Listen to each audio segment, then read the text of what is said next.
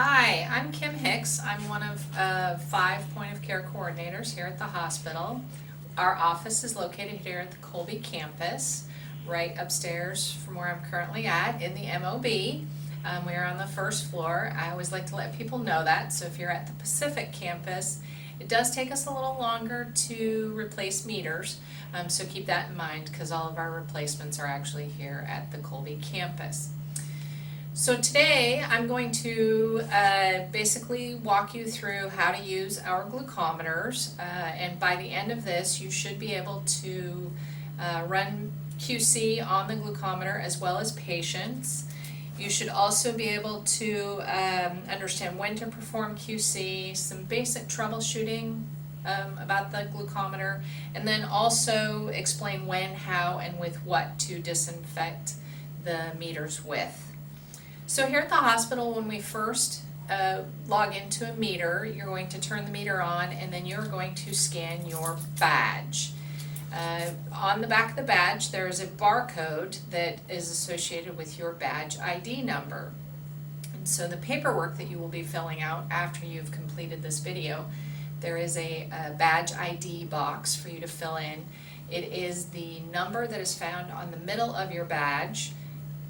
Just if you're an old person, you'll have a magnetic strip. If not, it'll be in a little box right in the middle, and it is the one that does not have an A associated with it. So it'll be a 6-digit, possibly an 8-digit number without a letter. It's just all numbers. As with everything here at Providence, it is against Providence policy to use anybody else's badge. Just think of it this way: if you were to let somebody use your badge to run a glucometer, and there was a negative outcome with that patient, that glucose result is then attached to your name. So you definitely don't want to let people use your badge, and you don't want to use anybody else's badge. If they are struggling with their badge, then they need to contact us, or if you are struggling with your badge, you need to contact us and we will fix it within our system. A little bit about the meter. The meter does have a rechargeable battery, and it only recharges when it's on its base. You'll find on the back of the meter there are 2 metal contacts that touch with these 2 pins on the base, and that's actually what creates the charge. So the meter must be placed exactly correct on the base in order to charge. It has a reading range of 10 to 600 milligrams per deciliter. It also takes a very small sample size of 0.6 microliters, which is actually smaller than the head of a pin. Has a quick reaction time. That means you'll get a result within 5 seconds. It also has wireless transmission of results, and it must be disinfected with either our super sanding cloth or our sanding cloth bleach wipes. A little bit about the meter. You'll see the front of the meter, that is your touch screen, the on-off button, and you also have your test strip port right here. Right below that is the barcode scanner. Okay, so that's what you'll actually turn on to scan your badge and any of our reagents when you're running a patient. How do you know that the meter is charging? So if you walk up to the meter in one of the med rooms or wherever it may be on your floor, and you wiggle it or you tap it, what should appear is a battery icon. That battery icon is going to be either green, yellow, or red. If it's red, that means that the battery is completely dead, and you pretty much won't be able to use the meter. It will tell you, my battery is dead, put me back on my charger. If the battery icon is yellow, we recommend that you don't use it because it could die in the middle of doing a patient. So you could go in, stick your patient's finger, and then the meter would essentially go dead on you, which that's very frustrating because you've already stuck your patient. So want to make sure that that battery icon is green before you use it. Some docking errors that we encounter are, for some reason people like to shim it with a cotton ball, or they'll put an alcohol pad underneath, but what that really does is lifts the meter up so that you don't get contact between the pins and these silver circles on the back. So you want to make sure that if you see someone shimming the meter, that you pull that out to make sure that your meter is properly charging. The strips that we use are these strips. They come in this little vial. They do match the meter. I always like to point that out. They are stable until the expiration date that is printed on the vial. They must be stored with the lid completely on, so snapped tight. Most of the time they are stored in one of the totes. You must use the strips immediately after removing. The strips are laminated, and so you can handle them with your fingers. You won't hurt them. They also, because they are laminated, you want to make sure that you dose properly, and we'll talk more about that in just a little bit, but you'll want to make sure that you're dosing from the front edge and not on top. We run QC on these whenever you open a new vial of strips, and once you have run the QC, then you will write QC check on the top of the vial. That's the only way that anybody else knows that QC has been done on these, because you're not supposed to use them until you have QC'd them. So you can't use them on a patient until the QC has been run. And to obtain these, you get them from distribution. So if you run out, you can just give distribution a call, let them know that you need some strips, and they'll be happy to bring you some.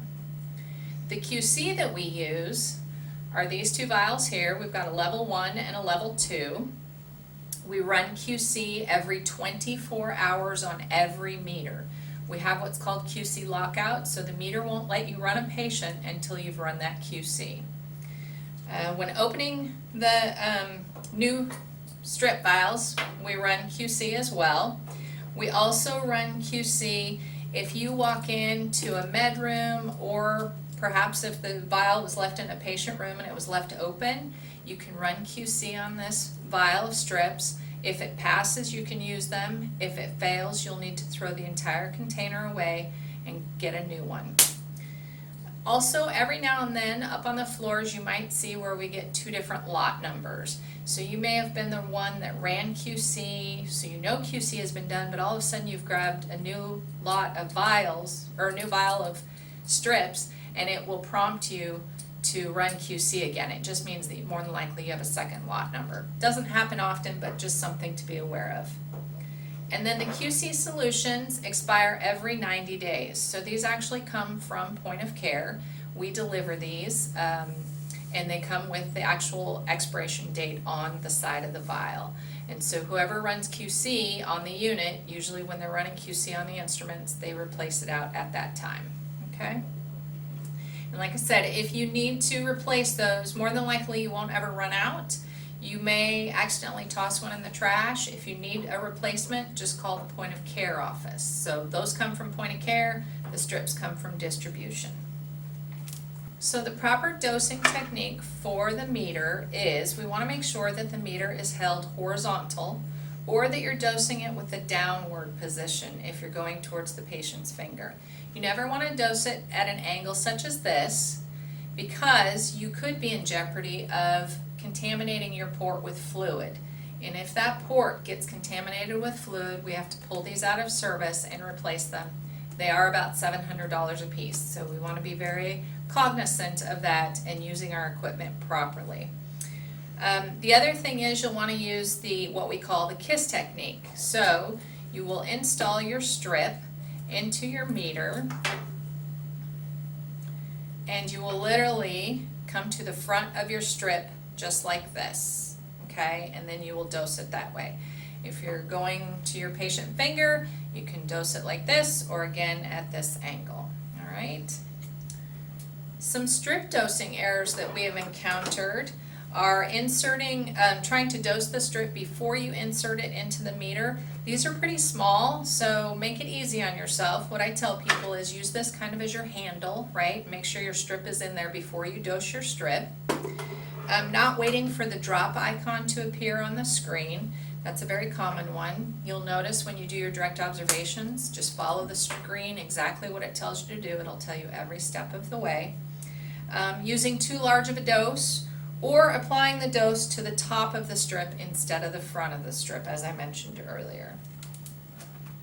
Some things that we need to do as far as our patient is concerned is that we need to evaluate whether we can use them for use the glucometer for their glucose testing. So there are some situations that may apply to patients where we cannot use the glucometer and we need to use a lab glucose instead. Those are a patient hematocrit of less than 10 or greater than 65, a triglycerides greater than 1,800 milligrams per deciliter, IV administration of ascorbic acid, oral or IV administration of N-acetylcysteine, or galactose concentrations greater than 15 milligrams per deciliter. Please don't memorize those. They are all listed on every tote, okay? And there's a tote with every meter throughout the house. And they're listed right here, okay? For CNAs, most of the time, your nurse should know if any of those apply for your patient, and so they should not even be asking you to do a glucometer if any of those exist for the patient. The other thing that we need to do is assess our patient for suitability of a finger stick. So a lot of times patients might have what we call impaired peripheral circulation, and at that point we cannot do a finger stick on them. You can still use the meter for their glucose, but you'll need to get their blood a different way. So either that's through venipuncture or a line draw. Again, if you're a CNA, you're going to have to involve the nurse for that. Another pro tip is that you can, if you find a lab assistant up on the floor, you can ask them to get a drop of blood from them. Just get the meter ready, and when they do their venipuncture draw, they'd be happy to share a drop of blood with you for your glucose testing. So as far as patient testing goes, it takes a small amount of blood. We accept either venous, arterial, or capillary blood from a finger stick or a neonatal heel stick. We do not accept earlobes. We've had some situations where providers have been insistent on that because it matches more what the lab value is, but in reality we are not validated to take the earlobes, so we only do finger sticks. No umbilical cord blood, and also you're always going to wipe away the first drop. So for CNAs, if you're not familiar with how to do a finger stick, you need to get with your nurse manager up on the floor and find the checklist that is available for doing finger sticks, and so the nurses will train you on how to do those. Basically what I'm going to tell you today is we're going to clean the either the middle finger or the ring finger. All right, you're going to use alcohol to clean that. You're going to allow it to dry, and then you're going to lance either side of the finger. Don't lance the tip. That's pretty painful. You can feel that bone up there. Once you've lanced it and it starts to bleed, you're going to wipe away that first drop and use the second drop. I know that we get a lot of diabetics in house, and they may ask you to use a different finger than one of those two fingers. That's perfectly acceptable. It is a little more painful. That's why we that's why we teach you all to do the ring finger and the middle finger. However, they are allowed to choose. Just nothing else. No earlobes, no toes, and no other area on the body, just those fingers. So here at the hospital, when we do a glucometer, we're going to scan the patient armband, and on that armband is the CSN number. The CSN number is an 11-digit number that is associated with their billing. So it essentially bills the patient for the glucometer. Also on the armband is the medical record number. That is a completely different number, and that stays the same with the patient. The CSN number changes every time that they come in, so it's very important that we use that CSN number. So when you scan the patient armband, what should happen in the meter is you'll see their name and date of birth. So you confirm that with the patient or on their armband if they're not coherent. If that is okay and it matches, then you can hit the green check and continue with testing. Every now and then you'll get a patient not found box that will pop up in the meter, okay? You need to make sure that that number matches the bracelet number, okay? And if it matches, then you can go ahead with testing. If it does not match, so say that you get the letter B and the number 1920, that is not a CSN number. That is not an 11-digit number. So you need to make sure that you hit the red X, back out, and rescan the patient's bracelet. It says emergency. If you use the emergency barcode, you need to contact us right away. We need the patient name, their date of birth, the result, the date and time that you ran the glucometer, and the CSN number if you have it, or the medical record number. I always recommend that if you use this, you contact us right away, because we will send you an email that says, hey, you used the emergency barcode, and you may not get that email for a week, and you will not remember who the patient was. So make sure that you contact us. Our email and our phone number are right here on this label inside the tote as well as on the front of the tote. You can also use that emergency barcode for caregivers if they're not feeling well, or if you have a patient who has a visitor that is also not feeling well. We would much rather you do a free glucometer on them than we find them down somewhere, and they've hit their head or they've fallen and, worse things could happen. So please use that emergency barcode. Just call us and let us know that you had to use it for a caregiver, and let us know the result and the date and time, and that's all we need. We don't need their name and all of that information. Just need to know what you used it for, all right? So all results for a glucometer will cross into EPIC. The only time that it will not cross into EPIC is if you use the comment procedure error. Procedure error is the one comment that will keep it out of the chart. When do you want to use procedure error? Perhaps maybe you remembered that you forgot to wipe away the first drop, or if the result doesn't match the clinical presentation of the patient and you just don't want that result to go into the chart. You attach the procedure error comment to the result, and that will keep it out of the chart. Also, we need to manually document all of our glucometer results. We document those in the vital sign flow sheet using the preliminary point of care glucose. And it's simple. When you're in the vital sign flow sheet, you choose that preliminary point of care glucose and just type in the result.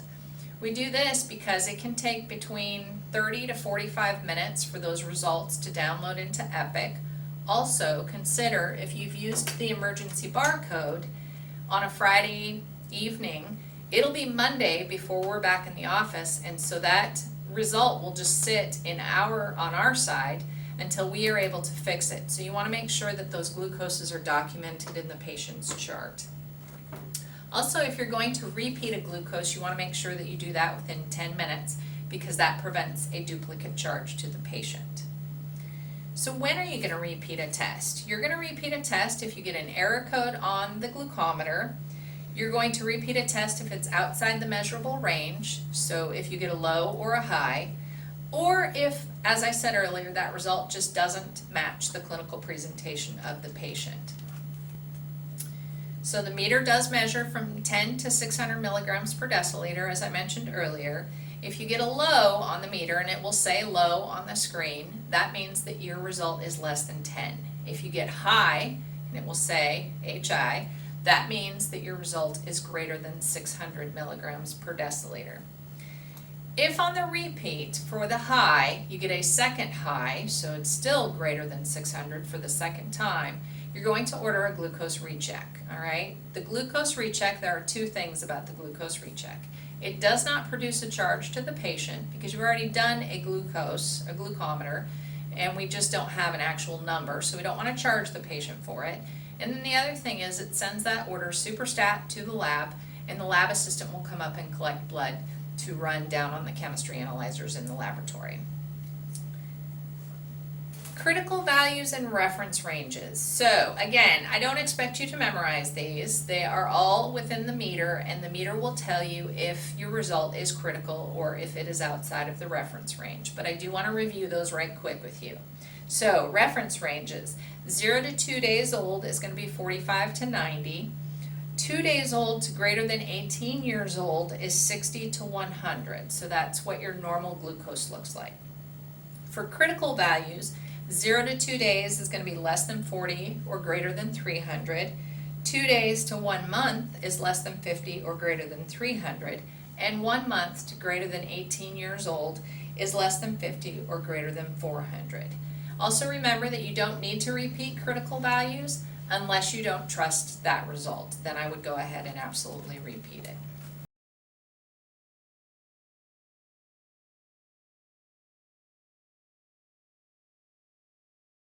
The Accucheck Inform 2 glucose meter manufacturer stipulates that the only approved cleaning wipes for the meter are the Clorox bleach wipes and the Super Sandy Cloth wipes in the purple top. The proper way to clean the glucose meter is to hold the meter horizontally or slightly downward so that you do not get any liquid into the open strip port. You must select your appropriate wipe, clean it 3 times, vertically and 3 times horizontally, and then gently around the whole meter, making sure that the entire meter is wet. The meter must stay wet for the entire contact time, which can be found on the label of the wipe that you choose. Once the contact time is passed, make sure that the meter is dry before placing it back in the base unit. We have seen several times where meters have been found with blood on them, okay? When a meter is found with blood on it, if we find it, meaning point of care office, we submit a safety report, okay? The Speak Up for Safety report. If you find it, you also need to submit that Speak Up for Safety report. It's very important that we keep these meters clean and that we don't spread any bloodborne pathogens via our medical equipment. So when you find those, we need to know about it, and what's going to happen is we're going to send up an audit form to that floor where the meter was discovered, and they will need to audit their meters for a month. I know that sounds like a really long time, but let's think about this. If we're having to do QC on our meter every 24 hours, that's the perfect time to also perform that audit and make sure that your meters are clean. So when you run QC, you'll look at your meter, make sure there's no blood on it, and fill out the audit form appropriately. So some of the troubleshooting issues that we have with the instruments are, our number one problem is a dead battery. So you want to ensure that those contacts are free of any rust buildup, like I mentioned earlier. If you have access to a emery board, you can take that emery board and just kind of scrape it on there, clean it off with an alcohol pad, and that should take care of that problem. And as soon as you put your meter back on, it will start charging right away. So that's our number one problem. The other thing is you want to ensure that your meter is docked correctly, so no shimming with the cotton balls or the alcohol pads. Recharging does take about an hour. I would say sometimes if it's completely dead, it can take 90 minutes. To reset the meter, so say you walk up and the meter's not responding, or maybe it's just acting kind of funny, you can reset the meter by holding the on-off button for 20 seconds. And I always tell people go by a clock, okay? Because what's going to happen is the meter's going to flash at you and it's going to beep, and you're going to think that you've reset the meter, you're going to lift your fingers off, and you haven't reset it properly. The only way to know that you've reset it properly is that you need to enter a date and time. It will prompt you. So once you've reset it for that 20 seconds, you take your fingers off, it will then prompt you to enter a date and time. That's how you know that you've reset the meter correctly. Usually resetting takes care of most of your issues. So some resources that we have for you, if none of those work, those little tips and tricks, you can go out to our Media Lab procedure. So to get to that, you're going to go to the hospital homepage. You're going to go up to departments. You're going to choose the laboratory, choose point of care, kind of follow those prompts through, and eventually you'll get to our Roche AccuCheck Inform 2 glucose meter procedure. We also have an online manual for you there at that same spot. The other thing is you can call us. We're in the office typically from 7:30 to 4, Monday through Friday. You can call extension 83659. Again, it's on the tote. You don't need to memorize it. And you can leave us a voicemail. That is a protected line. Only the 5 of us know how to get into that voicemail. And the other way that you can reach us is through the email, which again, listed on the tote. That is NWSA Lab Point of Care at providence.org. That email just goes to the 5 of us. So again, it's a secure line. So if you need to leave any patient information or details, you are safe to do that. Your last resource is going to be the Roche Inform 2 Customer Care Hotline. Honestly, we have enough meters in the house. I don't think that you should need to do that, but if you really are gung-ho about getting that meter fixed, then you can give them a call. I believe that's also listed on the tote as well. But more than likely, just find another meter to use in the time being and then give us a call and let us know that the meter isn't working, and we'll either help troubleshoot or we'll just replace it out and figure it out once we get it back to the office. Annual recertifications. So what's going to happen today after you've watched this video, or in the next couple of days depending on when you've watched the video, you're going to get together with either your assistant nurse manager or a point of care person, or a super user, which is the assistant nurse managers. We do have quite a few super users out there. You will get them with them, you will fill out the documentation that should have been attached with this video, and you will do the quiz, and then that documentation will come back to us and we will put you into our system. In about a year from now, so if it's July 20th, June 20th, so 11 months to be exact, of the following year, you will go to use the meter, and the meter will tell you that your certification is about to expire. So you'll need to run 2 levels of QC. You have 30 days to run those 2 levels of QC. At that point, the meter will extend it another 30 days for you to run QC. I always tell people just run it right away. It's really quick. At that point, that's 60 days, okay? After that, you will expire. You'll probably have to get in touch with us, and we will extend it for another 30 days. That's going to give you a total of 90 days. At that point, if you still have not run those 2 levels of QC, we're going to require you to retrain on the meters. So you will have to either watch this video again, or come and meet with one of us directly, or come to a training session. So I always tell people, just run that QC right quick. Just takes a few seconds, okay? And that will recertify you once you put the meter back on the docking station.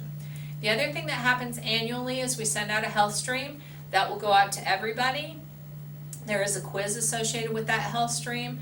You need to pass that quiz. I think you get a couple chances to pass it, and then you will see that again annually. So every year you'll see that health stream come out. And that's it for our presentation today. I hope that you've learned a lot through this video. If you have any questions, please feel free to reach out to any of the point of care coordinators or any of the super users about the glucometers, and welcome to Providence.